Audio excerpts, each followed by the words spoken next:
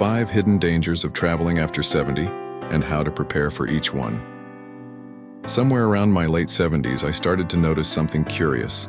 The airport announcements seemed a bit faster, the hotel beds weren't quite as forgiving, and walking through ancient cities I once dreamed of felt a little more like a challenge and a little less like a thrill. But let me tell you, none of that dimmed my desire to see the world.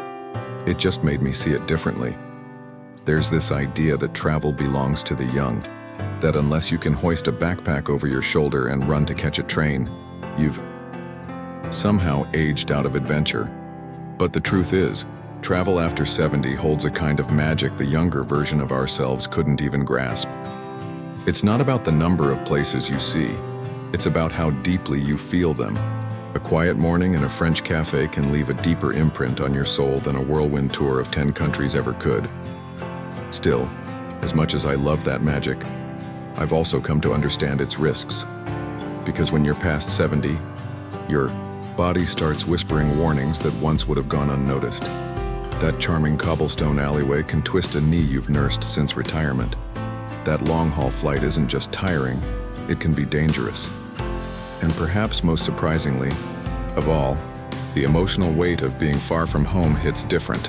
You start to think not just about where you're going, but about what it might cost you to get there, and whether it's worth it. But don't let that scare you. Let it wake you up. This isn't a list of reasons to stay home. This is a conversation between me and you about how to travel smarter, kinder, and more confidently. Because I believe with all my heart that people in their 70s, 80s, and beyond still deserve the wonder of standing somewhere new and feeling the world open up. You just need to know what to look out for. There are dangers in travel after 70, real ones. But they're not always the ones people talk about, and the real danger? It's not acknowledging them at all. So, let's talk honestly. Let's lay it all out. No sugarcoating, no fear-mongering, just wisdom, earned through years and miles. Because if you're going to go, I want you to go prepared. Not just with a suitcase, but with strength, with peace of mind, and with the quiet power that comes from knowing yourself better than ever before. I used to power through travel days like they were nothing. A red-eye flight, a 3-hour layover, then straight into a full itinerary. Back in my 50s and 60s, I called that a good challenge. But after 70, I learned something quietly, humbling. Energy doesn't come back the same way it used to. You can still be curious, still crave the new, still burn with wanderlust. But your body, it plays by a different set of rules now. And those rules don't care how strong your spirit still feels. It starts subtly. Maybe you notice that one museum visit wipes you out for the rest of the day. Or you find yourself skipping dinner after a long walk. Not out of disinterest, but sheer exhaustion. The fatigue isn't just physical. It creeps into your clarity, your ability to make quick decisions, your patience with unfamiliar systems. And the most deceptive part? It doesn't always show up immediately. It builds silently until it tips you over. This is what I call the illusion of energy. You wake up feeling refreshed, have your coffee, lace up your shoes, and think, today I'll do it all. But your body is rationing its strength in ways you might not notice. It gives you bursts, short windows of full function, and then pulls back. Ignore that rhythm, and by mid-trip you're not tired, you're overwhelmed. Not just sleepy, but disoriented. Not just sore, but vulnerable. I remember a trip to Lisbon where I insisted on walking those famous hills all day. Just like the old days. I was chasing memories, I guess. That night I fell asleep in my clothes, legs cramped, head spinning.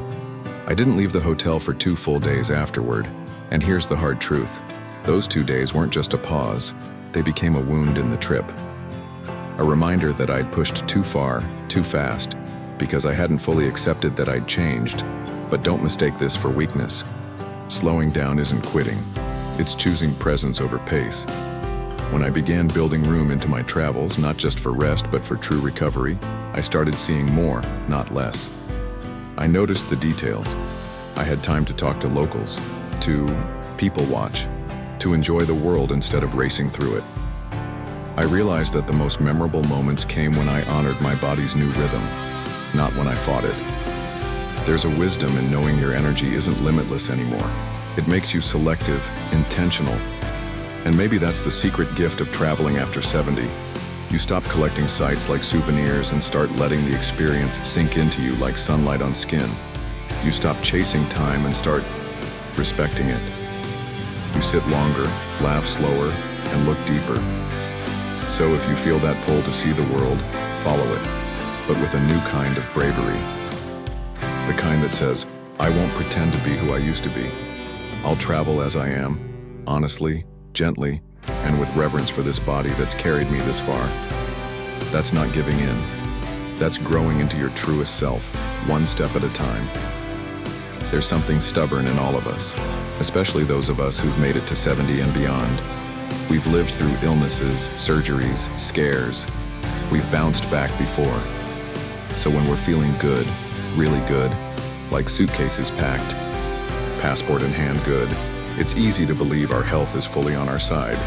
We think, I feel strong today, that's enough. But travel, with all its excitement and movement, can uncover hidden weaknesses in the most unpredictable ways. I call it the medical mirage, that deceptive calm before the storm, when your body seems fine, until it suddenly isn't. Maybe it starts as something small, a tightness in your leg after a long flight, a bit of dizziness on a high-altitude walk, a skipped pill because the time zone got confusing, a bottle of water left untouched in the heat of the day. Minor things, right? That's what I thought too. But those minor things, they don't stay minor for long. At this age, they accumulate faster than we'd like to admit. Dehydration becomes lightheadedness. Lightheadedness turns into a fall, or a long bus ride where you sit still for hours, quietly creates the perfect conditions for a blood clot. These things don't sound dramatic when you read them, but they can change everything in the space of a moment. I once met a couple in Florence, both in their late 70s, who had just begun a dream month-long trip across Europe. On day 4, the husband collapsed in a piazza. It turned out he had an undiagnosed arrhythmia that hadn't acted up in years, but the combination of stress, jet lag, unfamiliar food, and skipped sleep triggered it. They spent the next 10 days navigating hospital corridors instead of historic cities. His wife told me with tears in her eyes, "We were prepared financially, but not medically. We assumed we were fine. And there's the heart of the problem. We assume. We assume if we're not sick today, we won't be sick tomorrow. We assume our prescriptions will work the same way in a different country. We assume insurance will cover us, language won't be a barrier, and our travel companions will know what to do if something goes wrong. We assume until we can't. But acknowledging these risks isn't admitting defeat. It's choosing to honor your life by protecting it. It's carrying a detailed medication list, knowing the name and dosage of every pill. It's researching local clinics before you go. It's buying the best travel insurance you can afford, not just to cover emergencies, but to buy peace of mind. And it's sitting your travel partners down and saying, here's what you need to know if something happens to me. Because that conversation, that list in your wallet, that spare prescription in your carry-on, they might never be used. But if they are, they'll be the reason a scary moment stays small and doesn't spiral into something life-altering. I'm not saying don't go. I'm saying go with your eyes open. Go knowing that your body, as resilient as it is, deserves support. Go with humility, not fear. Because when you respect the limits of your biology, you give yourself more freedom, not less. Freedom to experience, to connect, to return home not just with souvenirs, but with your well-being intact. You're not invincible. None of us are. But you are wise. You've earned that. And there is no better travel companion than wisdom. There's a quiet confidence that comes with age. A belief, sometimes well-earned, sometimes a little misplaced, that we've seen enough of life to know how things work. We've raised families, run businesses, solved crises at midnight, comforted friends through grief. So when we step out into the world in our 70s or 80s, we carry with us this idea. I know people. I know how to handle myself. And for the most part, that's true. But here's the catch no one warns you about. The world has changed. And in many ways, It's changed faster than we've had time to adjust to.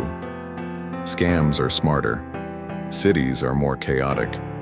And unfortunately, some people see seniors not as sources of wisdom, but as easy targets.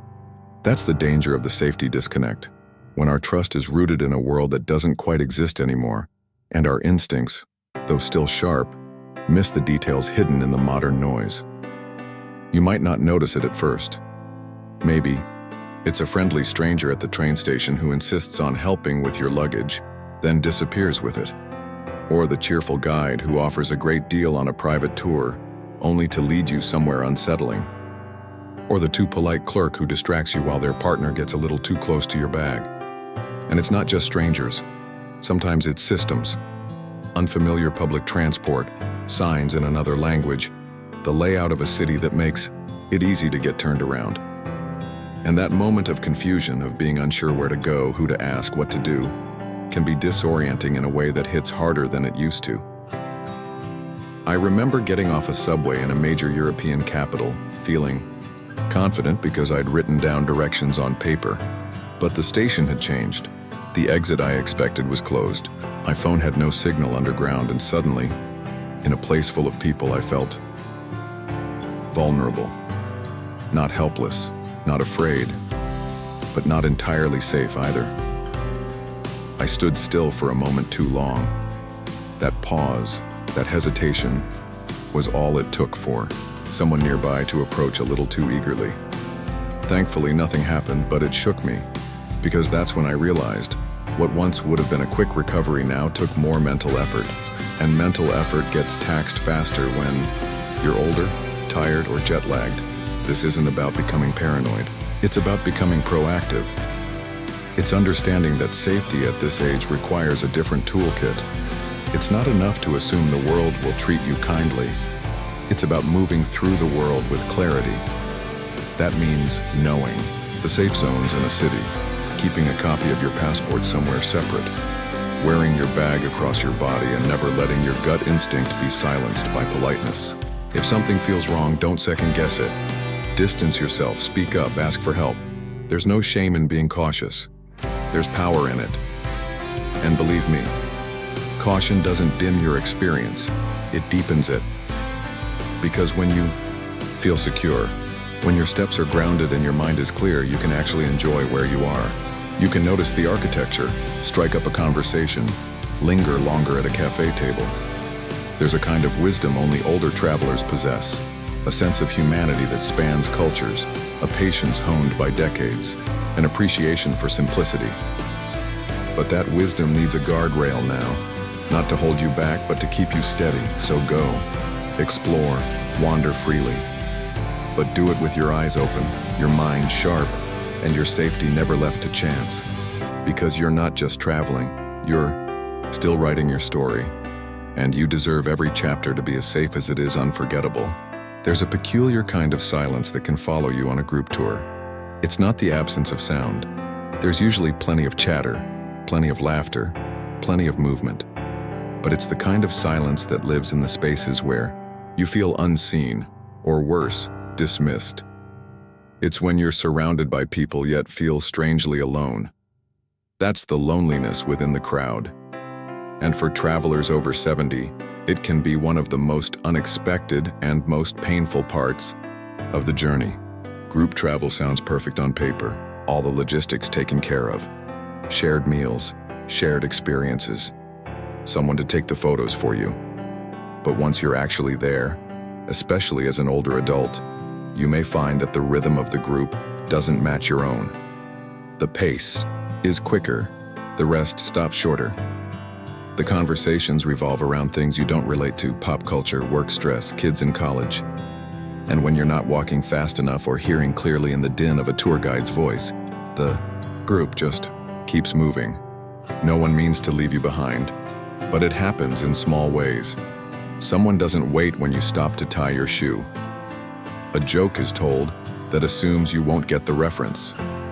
You reach for a thought, a story you want to share, and by the time you're ready to speak, the topic has already moved on. It's a subtle ache, this sense that while you're physically part of something, you're emotionally floating just outside it.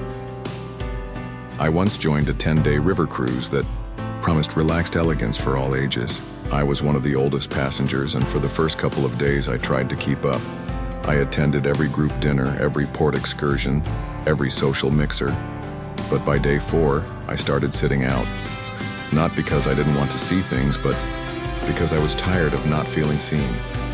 People were kind, polite, even warm, but I was background, scenic. Like the hills we cruised past, admired but not explored. And let's be honest, part of that disconnect can come from within us too. Sometimes we hold back. We worry we'll sound outdated or too slow or too serious. We let others lead the fun, thinking maybe our role now is to watch from the side. But that's a story we've internalized, not one we have to live. The truth is the emotional toll of group travel doesn't come from being older. It comes from being unacknowledged, from feeling like your presence is optional. But your presence is not optional. You carry decades of life, of wisdom, of humor that only deepens with time. And if the group doesn't make space for that, maybe it's the wrong group, or maybe it's time you made your own space. The most meaningful travel I've had since turning 70 hasn't been with big tour groups. It's been with a close friend, a sibling, a small group of kindred spirits, or even solo. It's been the kind of travel where I can pause without apology, where my thoughts aren't rushed, where someone truly listens. Travel that feeds the soul, not just the photo album. So if you find yourself booking that next trip, ask yourself, who will really see me there?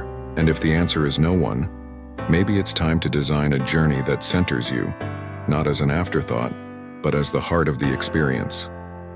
You deserve to travel with people who match your tempo, who appreciate your stories, who wait for you at the top of the hill, not out of obligation, but because they're better for having you beside them. You deserve to be included fully, not tolerated quietly. Loneliness in a crowd can feel sharper than being alone. But the good news? You get to choose your crowd. You get to seek connection that's real, travel that's gentle, and experiences that welcome you in all your fullness. Not just as a number on a roster, but as the living history you are. There's a quiet moment that hits you after a long trip. Once the bags are unpacked and the house smells like itself again, you sit in your favorite chair, maybe with a cup of something warm, and expect to feel that comfort of being home. But instead, something feels off. The walls are the same, the photos haven't moved, but somehow you have. And now home doesn't quite fit like it used to. This is what I call the home isn't there anymore effect. It's that subtle emotional disorientation that sneaks up on you. Not during the trip, but after. Especially in your 70s or 80s, when home isn't just a place, it's a symbol of routine, identity, stability. Leaving it, even briefly, shakes something loose. And returning to it doesn't always settle it back. Sometimes it's because the world changed while you were gone. A friend got sick. A neighbor moved. The tree you've watched grow for 20 years was trimmed back or cut down. Sometimes it's internal. You saw something on your trip, felt something, remembered who you used to be. And now your familiar life feels a little too small, a little too quiet. And sometimes, painfully, it's the realization that you weren't missed in the way you thought you would be. I remember coming home from a trip to Japan where every detail of every day had filled me with wonder. Back home, I walked into my kitchen, stared at my old coffee maker, and felt tears well up for no clear reason. Nothing was wrong exactly, but nothing felt right either. I had changed. I had seen more of the world, more of myself, and the old. Routines suddenly felt like clothes that didn't quite fit anymore.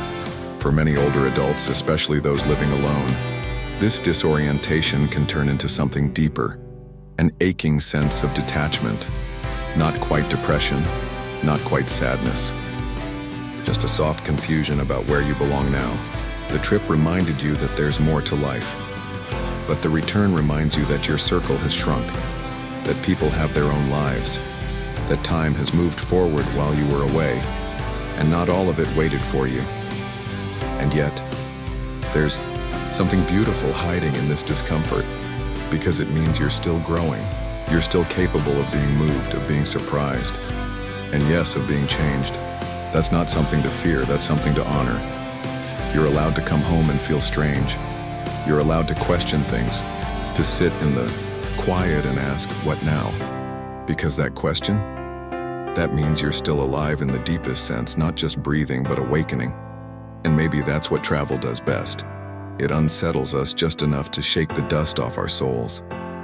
So, what do you do when home doesn't feel like home anymore? You listen. Not to the discomfort, but to what it's telling you. Maybe it's time to refresh your space, to invite new energy in. Maybe it's time to call that friend you've drifted from, or write down what the trip stirred in you. Or maybe it's just time to sit with the feeling, not rush it away. Let it linger until it teaches you something. You're not lost. You're just a little more expanded than when you left. That's the cost and the gift of seeing the world with open eyes at any age. You bring pieces of it home with you, and yes, it changes the way things feel. But in that change is proof that your life is still evolving, that your story is still being written. So, welcome back. Even if it feels unfamiliar for a while, that too is part of the journey. Traveling after 70 isn't about proving anything. It's not about checking boxes, racing through cities, or showing the world you've still got it. It's about something far more personal, far more sacred. It's about choosing to keep living, fully, even when the world assumes you should be slowing down. It's about discovering, again and again, that life still has surprises left for you, that your story isn't finished, that your soul still stretches toward the horizon. But traveling, at this age, also demands a kind of honesty we weren't required to show when we were younger. It asks us to acknowledge our limitations, not as signs of defeat, but as markers of growth. It reminds us that we don't bounce back the way we used to, that the stakes are higher now, that preparation isn't paranoia, it's love. Love for yourself and love for the life you still want to experience deeply, joyfully, meaningfully. Yes, there are dangers, real ones, fatigue that lingers longer, health issues that can escalate without warning, a world that isn't always built with you in mind. Emotional landmines that appear in the most unexpected places, from the middle of a crowded tour bus to the quiet of your own home after the journey ends. These aren't signs to stop.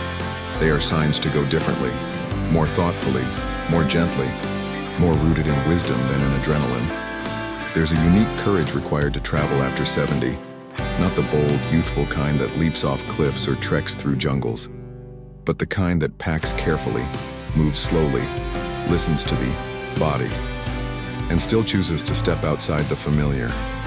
It's the courage to be seen as older, slower, maybe even vulnerable, and to keep going anyway. That kind of courage, it's rarer, and it's beautiful.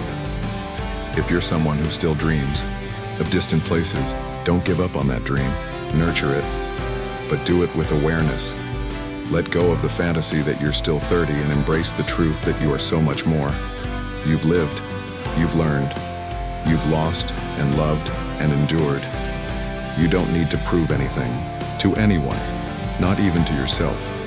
You just need to go in a way that honors who you are now. Bring your medications, bring your boundaries, bring your sense of humor and your softer heart.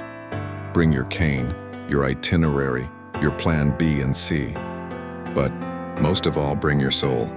The part of you that still lights up at the sound of a new language, the sight of a mountain you've never seen, the scent of bread baking on a street you don't yet know. That part of you, it's timeless. So go. Go slowly, go wisely, but go.